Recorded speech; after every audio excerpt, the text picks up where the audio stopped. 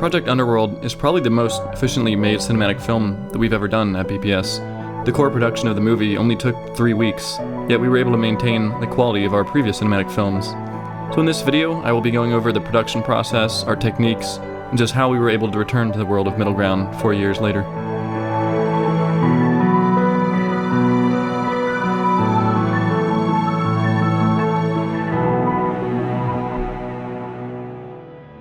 When I first made Project Middleground back in 2011, I wanted to make it, enjoyable as a standalone film, but still leave the ending open to interpretation.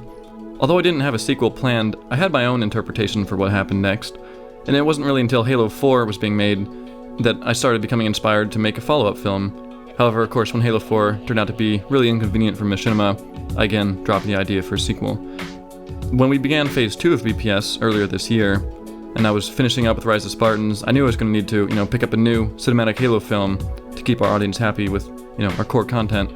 So after many different ideas of things I was thinking of making, I finally put some thought back into the Middleground sequel, thinking, perhaps I could make it work on Halo 4 by using the Master Chief Collection.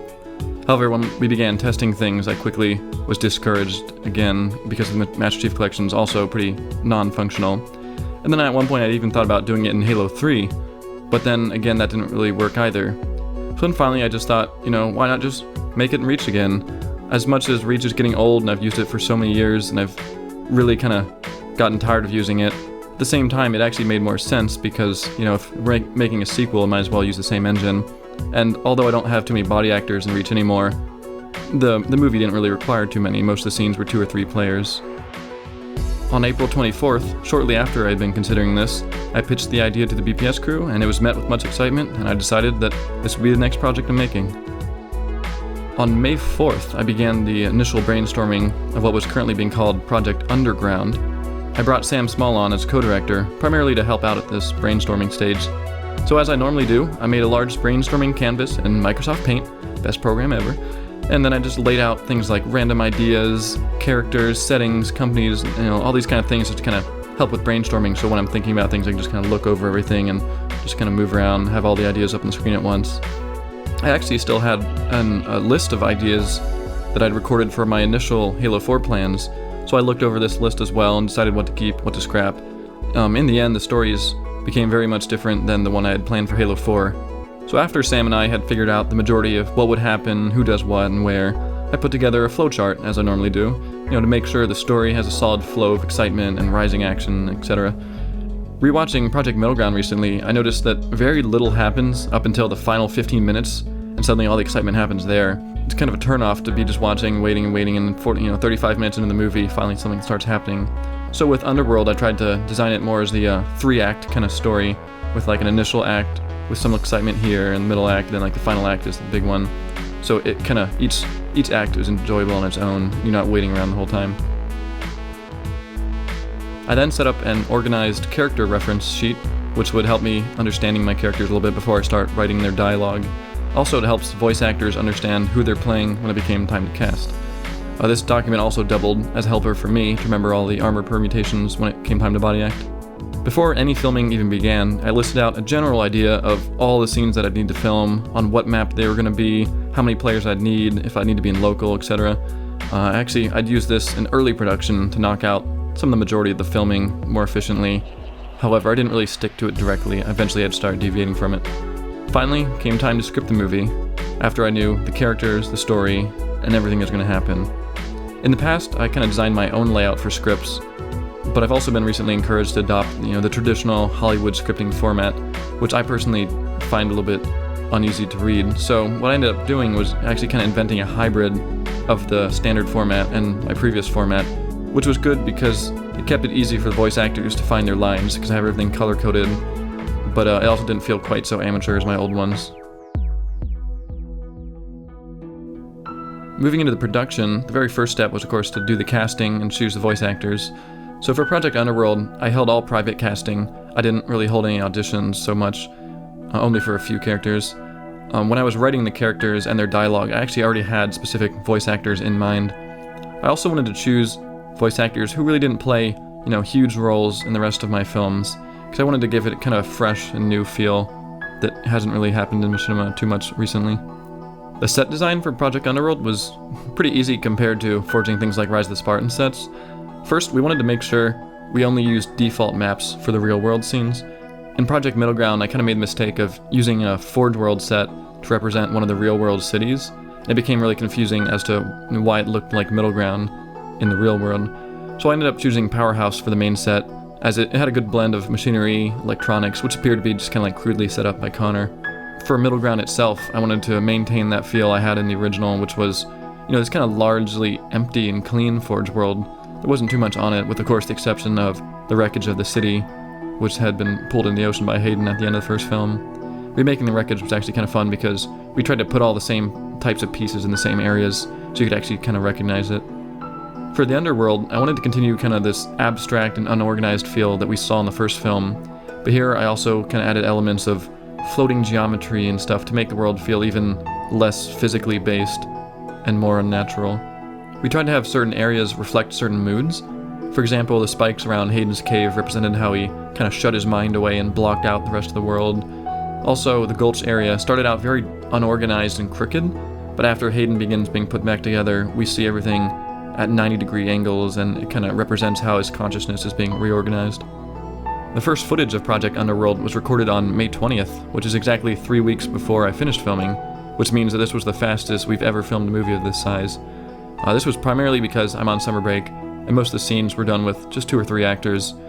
We filmed all the Middleground and Underworld scenes using Forge, even if we weren't using the monitors.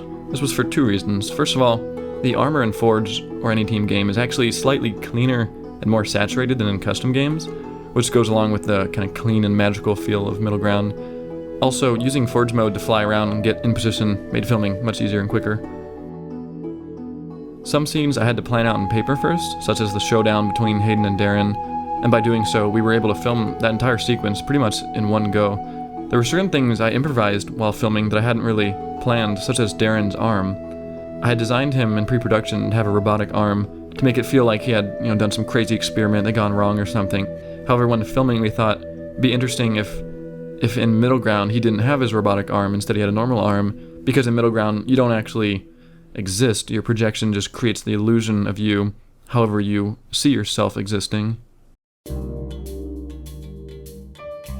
So after I had the majority of filming and editing done, I mainly go back through in Sony Vegas and I place all these little markers at all the scenes that I need to refilm or retake or things I haven't finished. And after I make a huge list of all these scenes, I put together a new document which is specifically designed to help me refilm these retakes. And it tells me, how many characters I need, which maps I'm going to be using, etc. And the good thing about this is that now I can find out which scenes that I can actually double up on and film in the same session. For example, if I have a shot of, all I needed was a shot of Connor standing up and turning around because it looked bad the first time, but I also need a shot of him walking through the river because it looked bad there too. I can actually film those both in the exact same session. I could just stand up, turn around, fly down to the river, then walk across it or something and get them both done at once, which made things a lot more efficient as far as filming.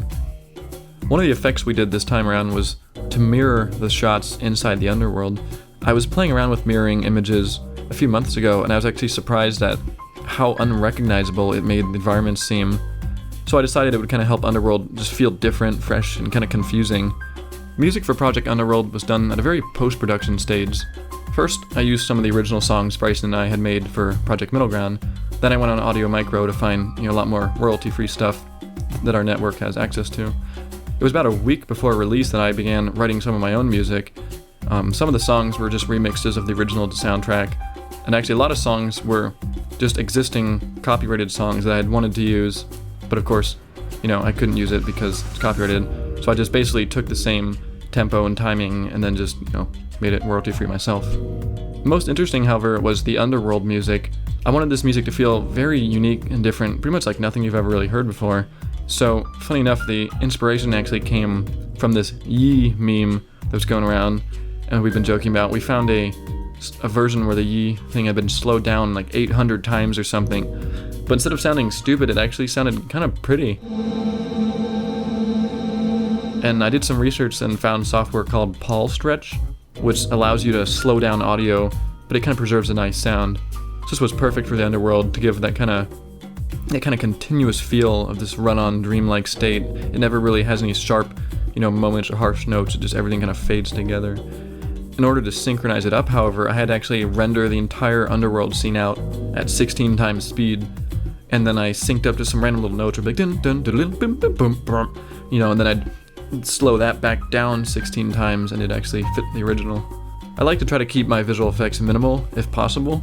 It saves with production time, but also I'm kind of a strong advocate for using practical effects. For example, the scene where Connor's building the bridge in front of him, we needed a way to have the bridge kind of come to a smooth connection so we could walk along it. So what we ended up doing was we built the bridge first, then he walked backwards on the bridge, and then we pulled it apart behind him, and then we just reversed the shot and got the effect. The AI effect at the end was done with Trapcode Particular inside After Effects. I had designed a whole bunch of complex organic things using tons of layers and stuff. Then I just stumbled across this really simple design of just kind of these hexagons that kind of move out and fade out, which I thought actually ended up looking a lot cleaner and simpler, so I ended up using that. I used a lot of masking as always to get a few interesting shots. For the shot where it transitioned between Middleground and the Underworld, I set up a camera track in the Underworld map, then deleted everything except the track, and then saved that as a separate Middleground map. That way I'd have the same track in the exact same spot for both maps. That way all I had to do was, kind of put my camera, or put the theater camera into the little track, line like the corner of the screen up to the same little rock in both sides, and then I just, hold the right bumper. And because of the way I had the track set up, if you hold the bumper, it kind of moves you along the track because you're trying to raise up, but the track's at an angle, so it kind of moves you at the exact same speed, the exact same orientation. Then I just masked those two together. I did the same thing for the shot where Hayden was talking to both Vivian and Darren. With Project Underworld, I kind of held off all sound design until pretty much everything else was in place, because if I put it in too early, it becomes a hassle to kind of keep resynchronizing it up. When you start adding in new scenes, you find out like, oh wait, this character's lines were too long, I have to cut it out, then the audio doesn't work. So I waited till pretty much the last few days. We wanted to hear some new sounds for a lot of things. At first I was using some of the same sounds I've been using in ROTS to have the little teleport sounds and stuff.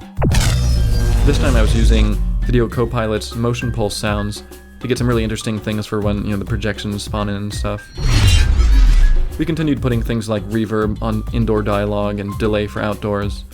For the Underworld, we wanted to give that kind of really dreamy and weird feel that you actually heard in the first Middleground when he was in the Underworld. Sam? But I didn't want to overdo it to the point where you couldn't hear it, so it just became this kind of echoey, kind of like you're in this big open Olympic pool kind of thing. And a bit bossy. Hey, I wasn't bossy, was I? So at that point, the movie was pretty much done, rendered, and uploaded. And after all that work, there really isn't anything more we can do at that point but watch and see how the audience receives it. I read pretty much every single comment the first few weeks after a new movie is released, so thank you everyone for watching and commenting, and we hope you enjoyed the movie.